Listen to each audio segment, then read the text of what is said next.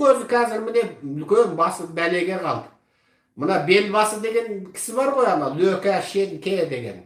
Ана дөңкиген дәу есек сияқты.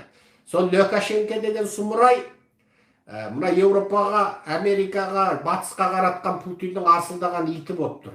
Сөйтті де ол бүкіл ана босқындарды еліне кіргізіп алды да, сонымен Польшаға баратын шекараны ашып тастады.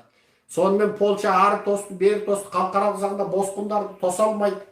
Сонымен ақырында Польшаның агенттері, Польша деген не Еуропа, Еуроодақтың мүшесі ол қазір.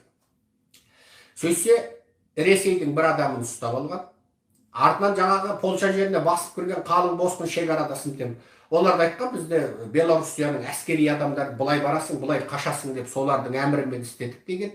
Сол Ресейдің бір тұтқындаған, сонымен олар бұл Ресейдің тапсырмасыменен Белбасы, Белоруссияның басшысын Белбасы дейміз, қазақтың басшысын Елбасы дейміз, е? Соны естеріңізде біліңіздер. Сол Белбасының тапсырмасымен қалың сұмырай жаңағы киембісі бар, НКВД, КГБ-сі бірігіп, ана босқындарды Еуропаға босқын қаптатып, сөйтіп Еуропаға жаңағы бір қоғамдық бір былық балықты тудыру үшін істеп отыр екен. Енді қазір Польша бірігіп, бүкіл Еуропа бірігіп, мына Ресейді Еуропаға адам тасқынын құюға қатысты деп, бүкіл Ресейге енді тағы бір мәрте санкция салдыру мәселесін қарастырып жатыр.